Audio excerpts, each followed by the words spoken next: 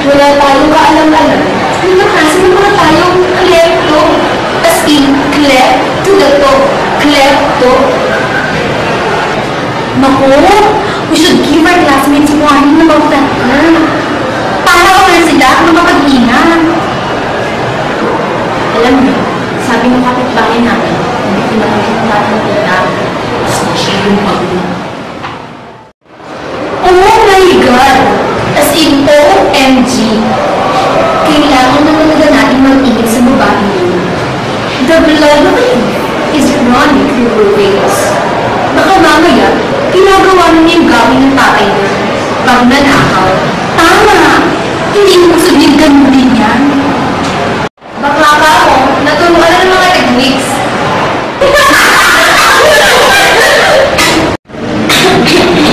Enough for that. Tara na, magpalit pa tayo.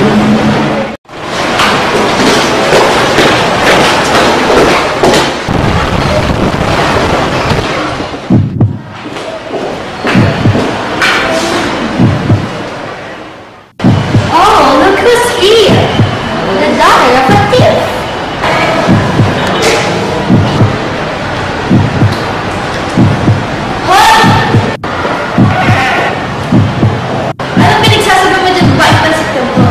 Sino ang anak ng magnanakaw?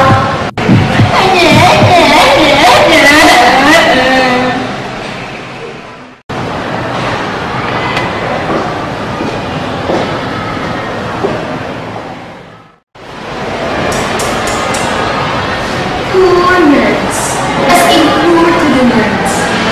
Wala kayong kaalam-alam. O sadyang wala kayong alam. Inaanak lang naman ng magnanakaw na sinasamahan nyo.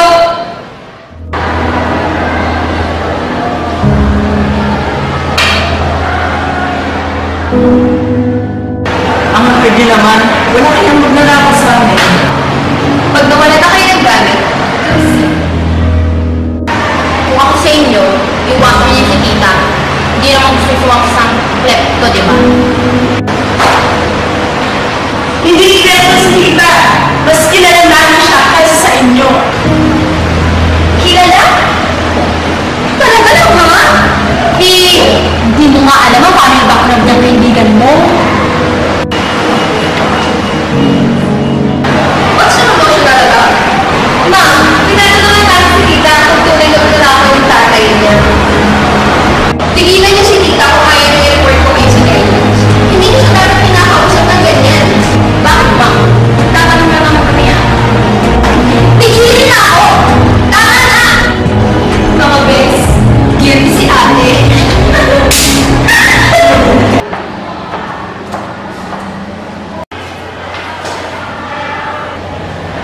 O tita, bakit ang tamlay mo? Ano ang problema? Iniisip mo pa rin ba yung mga pinagsasabi ng mga bayan ng kahapon? Sus! Kapapagta sa mga yun. Alam mo, wala nang magawa sa buhay yung mga yun. Totoo naman kasi yun eh. Kung magnanakaw ang tatay mo.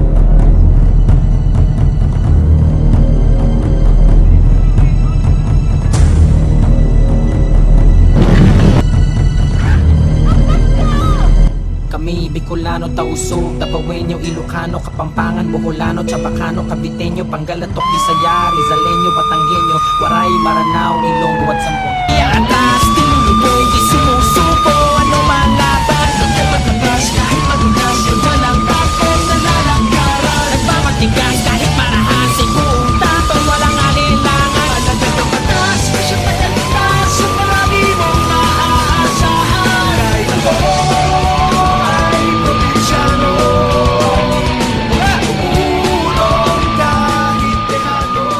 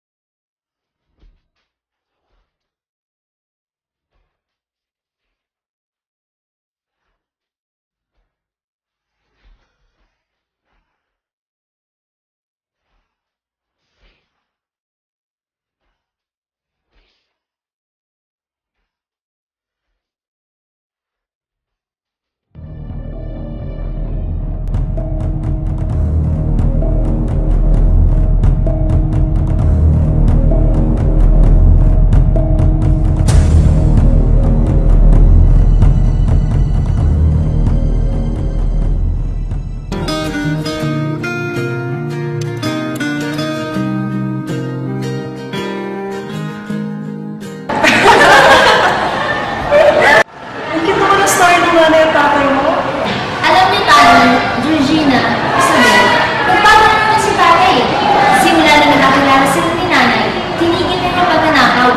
Nagbago siya para sa akin. Eh ano nangyari?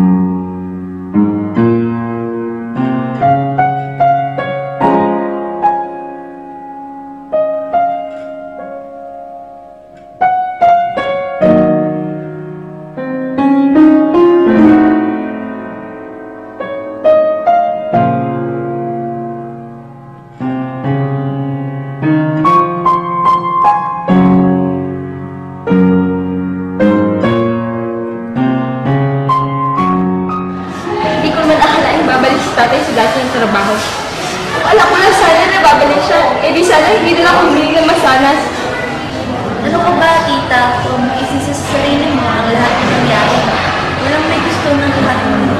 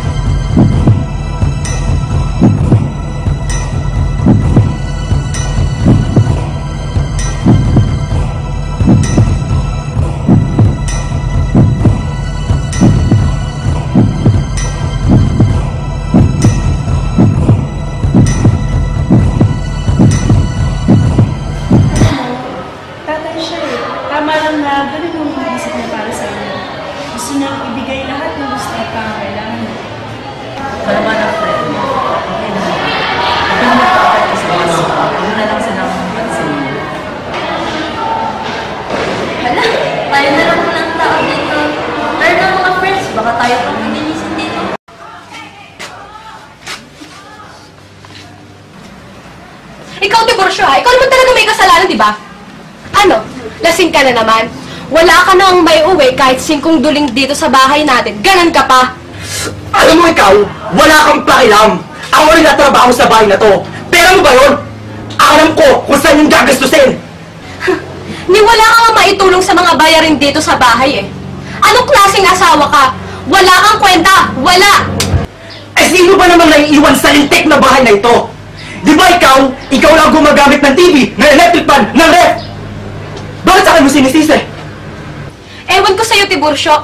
Mamamatay kang ganyan.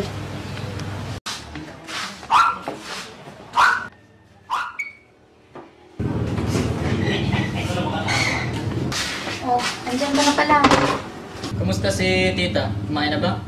Maghapon hindi ko makain. Bingi akong pera, bibili ako ng biskwit at baka hindi kainin niya. Wala akong pera eh. Ha? Payday ngayon ah. Asan ang sahod mo? Nagkayayaan kasi eh. Naubos sa inuman. Tigilan mo ako, Mario. Kahit kailan hindi ka umuwi dito ng amoy alak. Ang totoo kasi niya, naubos ko sa ibang babae. Mario, kung magdadahilan ka, huwag ka panipaniwala naman. Hindi ko akalain ganyan palang kalaki ang tiwala mo sa akin. Kilala kita, Mario. Kahit kailan, hindi ka gagawa ng isang bagay na ikapapahamak namin mag-ina. Lalo na ng anak mo.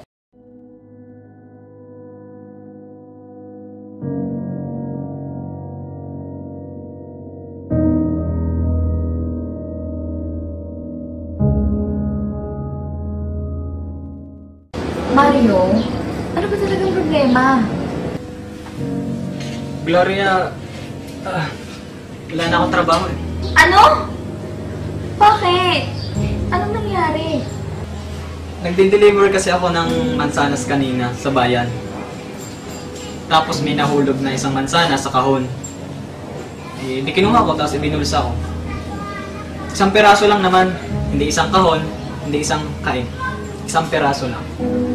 Mansanas? Dahil sa mansanas nawalan ka ng trabaho? Diyos ko naman, Mario, sarili dyan mo lang iniisip mo. At parang yung mansanas na iyon? Sa akin? Kay tita? Kailan ba hindi kami nagpapili ng mansanas sa'yo?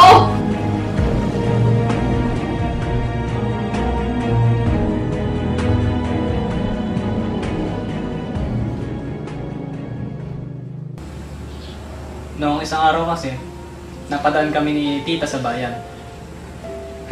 Nagpabili siya ng mapupulang mansanas. Eh, ang kaya ko lang yung mumurahin. Tapos, tinapon niya lang yun. Hindi daw kasi yung mansanas. Hindi tayo mayaman, Mario. Kaya natin mabuhay kahit walang mansanas. Bakit, Gloria? Pangmayaman lang ba mansanas? Eh ngayon, nasaan na yung mansanas? Kinuha nila. Gagawin daw nilang ebidensya laban sa akin. Pero Mario, noon pa yun. Nagbago ka na ngayon. Sa tingin mo, kapaniwalaan nila yon? Di bale, may awa naman yung Diyos eh. Makakahanap ka rin ng bagong trabaho. Di bale. May nakausap na ako kanina. Kikita kami mamaya para pag-usapan yung bago kong trabaho. Mabuti naman kung ganun. Sabi ni, maling pagkakilala sa'yo ni nanay.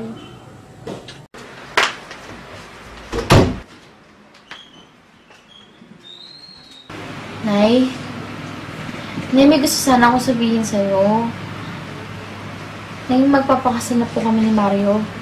Alam mo naman ang paninindigan ko sa bagay na yan. Hindi ko gusto si Mario para sa'yo. Hindi siya maganda impluensya sa pamilya mo o sa'yo kung sakasakali. Pero Nay, nagbago na po si Mario. Tinigilan niya ng pagnanakaw. Nay, hindi na po siya ang dating Mario kilala niyo. Nagbago na po siya dahil sa akin. Bahala ka, Gloria. Pagsisisihan mo ang desisyon mo pagdating ng panahon. Sasabihin mo na sana nakinig ka na lang sa akin. Siguro kailangan mong makaalis ng maaga para makauwi ka agad, ano? O siya, gumaya ka na.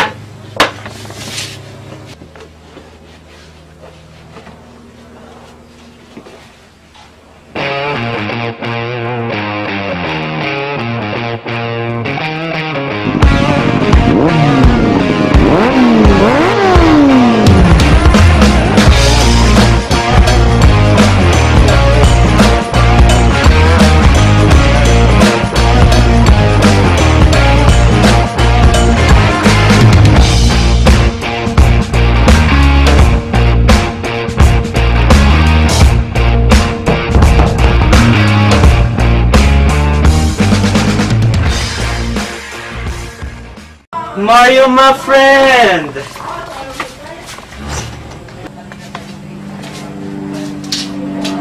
Oy, Gloria, kamusta na? Long time no see. Anong ginagawa mo dito? Wala lang. Gusto ko lang makita ang buhay niyo ngayon. At mukhang di magandang nakikita ko. Kung ikukumpara sa buhay na maaaring magkaroon kami kung hindi lumayo sa'yo si Mario, mas maigi ng ganito ang buhay namin.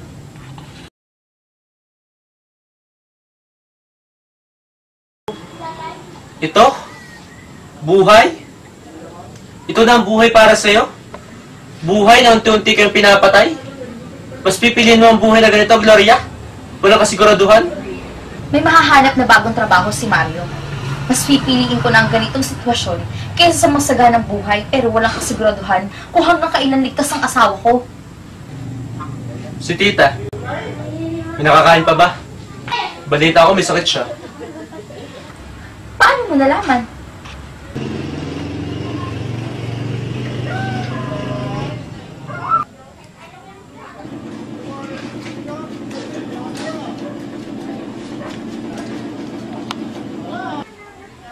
Ito ang pera.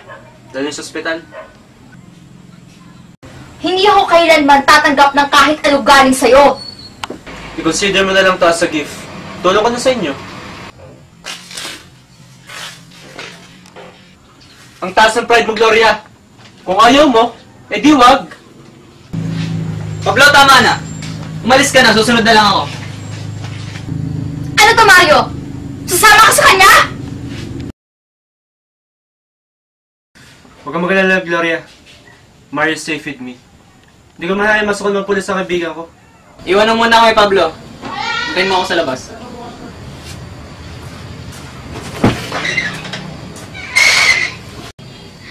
Mario, huwag naman ganun. Humanap ka nila decenteng trabaho. Meron naman dyan eh. Maghanap din ako ng trabaho, tutulong din ako sa'yo. Huwag ka na sasama kay Pablo. Pero wala na akong maisip na ibang paraan, Gloria. Mahal ko kayo ng tita at gusto kong mapabuti ang kalagayan niyo. At ano sa tingin mo? Para sa ikabubuti namin mag-ina, pagsama mo dyan kay Pablo? Hindi ako matatahimik hanggat alam ko nasa panganib ka, Mario! Dito ako kikita ng malaki. Dito ako mabubuhay ang pamilya natin. Sana naman maintindihan mo yun, Gloria. Pero Mario, marami pa naman siyang ibang trabaho. Huwag ka na bumalik sa dati mong trabaho. Parang awa mo na. Alagaan mo si tita, ha? Huwag mo na akong hintayin. Baka bukas na ako makauwi.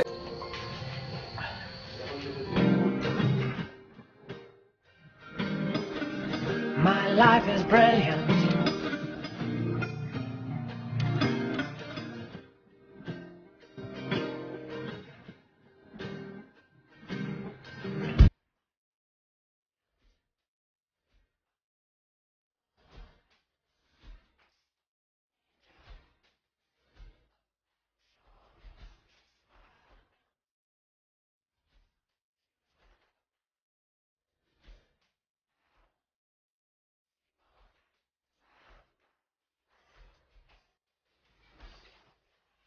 Pasensya na, Gloria.